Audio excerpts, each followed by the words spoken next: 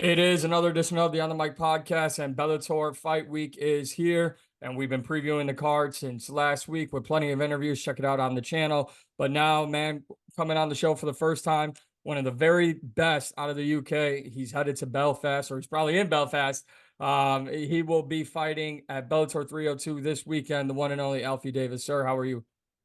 I'm good, thank you, buddy. How are you? I'm good. I'm good. So, you kind of have a chaotic last few days, opponent change, and first and foremost, when did you get the call that your opponent was out and you'd have this change? It was last week, actually. It was this time last week. Oh, so you've had a little bit of time, but when it's just about a week away, is there a lot of change or difference in preparation, or are you just a fighter who focuses on what he's doing? You're not worried about your opponent, or was there a sit down with your coaches to kind of talk about your new opponent? No, I'm a bit of a heavy game planner, to be honest with you. Yeah, I game plan heavily for Tofik, and then yeah, we got new opponent. So yeah, I spent as much time watching him as I can. Obviously, there's only a week, so the good news is my last opponent was also a tall striker who liked to strike. So there was a lot of stuff that we could take from that camp. And there's also been a few other tall strikers that I've been due to fight before. So yeah, the game plan's definitely changed, but the good news is that Tofik was meant to strike with me as well. And then we think that Oscar's going to try and strike as well. So that was the good news, but there was definitely some changes that had to be made over the week. And then is that something you take upon yourself? Because having talked to so many fighters throughout, the time of this podcast, you hear differences, right? You hear I let my coaches do it, or me and my coaches do it, or I do most of it. How do you go about preparing for specific opponents? Is it you sitting down with your coaches and going over film and game plan, or do you do some and they do some separately, and then you guys meet and discuss? A bit of both. So yeah, we definitely watch them separately, but then we will come together in the gym and if there's anything that needs addressing, then we might watch something and be like uh, in detail in the gym. Um, so yeah, we definitely watch it separately, but then in the gym, if need be, we'll do that. Well, you've been on a tear since being with Bellator, and obviously business picked up over the last few months there with PFL and Bellator. What was this time away from competition like for you? Were you just letting everything play out and just waiting to hear from coaches and management when you would get a fight? Like, what was this downtime in between time like for you? Yeah, I mean, it was all right. I mean, I studied. Sorry, I fought the sort of last quarter of last year. So it wasn't a long time out for me. But equally, yeah, I wanted to get the ball rolling, know exactly what's going on with my career. And yeah, it was slightly frustrating, but in at the same time, I knew that the buyout was a good thing for us, really, because we had a lot of opportunities for us. So yeah, I'm happy with the circumstances. Um, but yeah, I would have liked to have known a little bit earlier, for sure. Was there any conversation about you joining PFL, the $1 million season, anything like that? Or was it strictly you were saying with Bellator? Yeah, I was discussing it with my coaches. I mean, I think I'd suit well in the PFL. I think that tournament format, my kickboxing background was all tournaments. We'd turn up on the day and it was literally you win, you move through.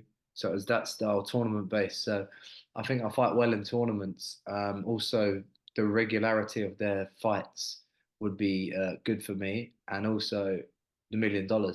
So, Who's going to say no to that, right? yeah. So that's the main thing, to be honest with you. But equally, I'm very happy with Bellator.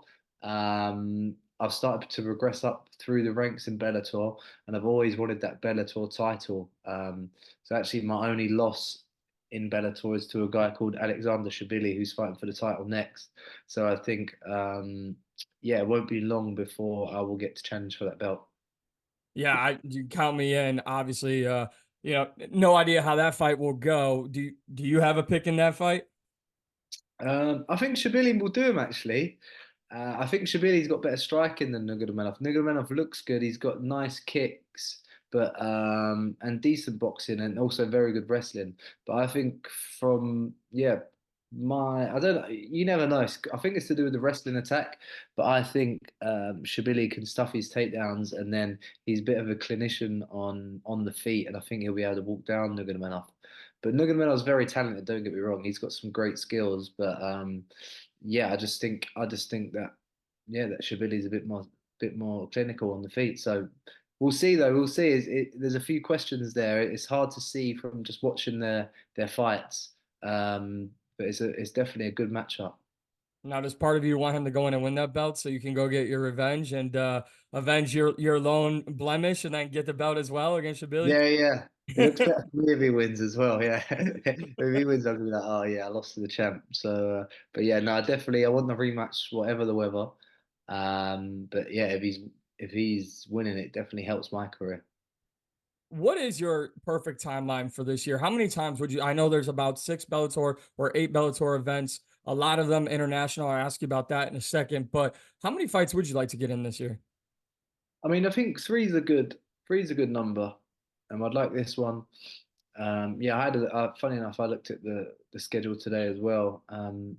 There's one in June in Dublin that would be lovely. I know there's a lot of athletes trying to get on it, but that would be amazing for me. The one in Dublin in June, and then yeah, like there's one in October in Paris, or there's also one in London in September. So any one of those is good for me, really. I'm just yeah, just excited to fight.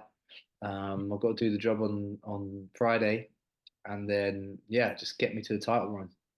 You can sign me up for all those locations and dates. As long as you're fighting, I'm watching. You are one of the most exciting fighters in all of Bellator. And with that being said, Thank you. can you talk to me because leading up to this and leading up to almost all Bellator events, I talked to so many Irish fighters, right? But not often do I get the opportunity to talk to the very best in the UK, you being one of them. What is it? And we've seen plenty of UK champs, throughout promotions, but what is it that makes UK fighters so special? I think it's our striking ability. We've for years we've had great boxing for such a small country, considering how small we are in the world. We've got great boxing. Like if you look at the heavyweight division, we dominate that. We've got great kickboxing. Now Muay Thai is some of the best in the world as well. Um, and like other styles of kickboxing and karate, our striking base is definitely up there. And then over the years, we've been managed to develop this anti-wrestling style that has really paid dividends to some of the other UK talents.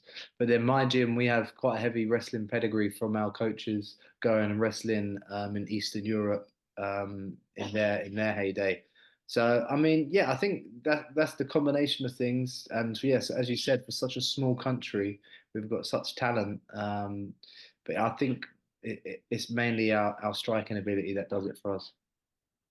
How much would it mean to you to add your name to the list of, and I know we're not talking about, your next fight being a title fight because you obviously have business to take care of on Friday, but in the grand scheme of things in your career, if you're able to wrap, like you said, that Bellator belt around your waist, add to the list of UK champions we've seen in all of combat sports, what would that mean to you? I mean, yeah, that's the dream. That's what I'm doing this sport for. But yeah, I mean, I need to get it. I've been doing this too long now, man. If I don't get it, nah. It's been. I've enjoyed my career so far. I've still got a long way to go, but I definitely that would be the cherry on top, as we say. Yeah, absolutely. And I'm not going to say any age that you are. I will say, though, happy belated birthday. And you have been in your pro career for 10 years. Have you sat back ever and thought about, wow, I remember, obviously here in the States, it's a little different. We always hear people go, yeah, I remember my first fight was in a bar bathroom or it was in a bar and I had 5 tickets sold and I made 20 bucks. Then that was my first fight. Have you thought about how far you've come in this sport and how long you've been dedicated to this game? Yeah, for sure. Yeah, yeah. 10 years as a pro, it's a long time, you know. But they say that I'm in my prime now, you know. All the champions are in their 30s in the UFC. So, I mean, I'm only early 30s. So I think that the next 5 years is is going to be good for me. This is the time, especially my maturity as a fighter. But as you said, I've had a good run. I've been able to travel some lovely places.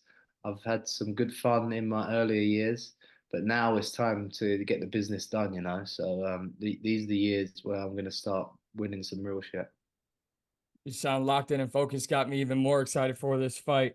I do got to ask. I've been asking all the Bellator fighters about this, and obviously we saw the merger with PFL and Bellator. We saw how it started this year with the crossover event, and on the main card, Bellator went 5-1. Whether or not being a part of it was something you wanted to do. Never mind that, but how much pride did you take as a Bellator fighter, a guy who spent a good chunk of his career with the promotion? To see them, get brought into the PFL, matched up against the PFL, and you're like, wait, no, no, no. See, that's what we've been doing for years. You guys just weren't paying attention.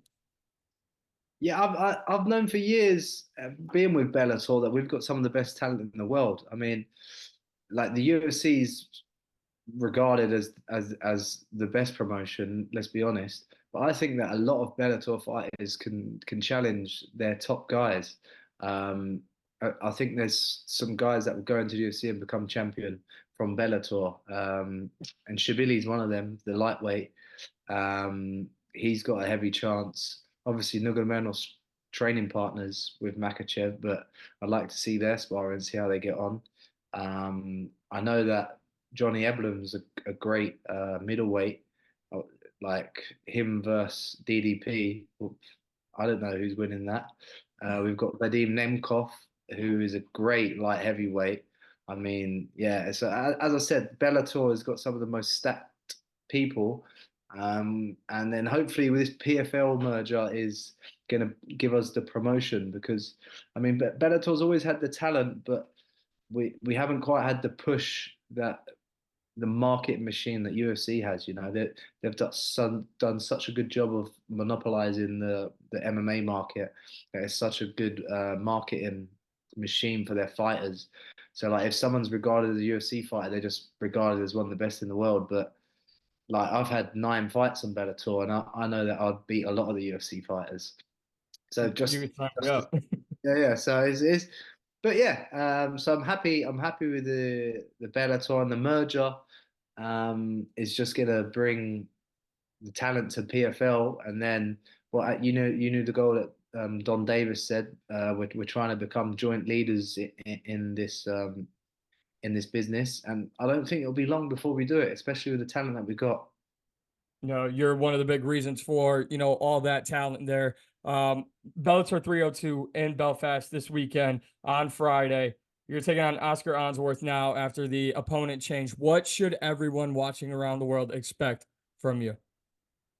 I think it's going to be a stoppage. This one, I've it's been a while since I've got a stoppage. To be honest with you, I've been just getting the wins and stacking them up. But this one, I'm going out there and I'm going to try to stop the guy. So I'm expecting a round one stoppage. So tune in, guys. I cannot wait. Last one here for you. You're fighting in Belfast.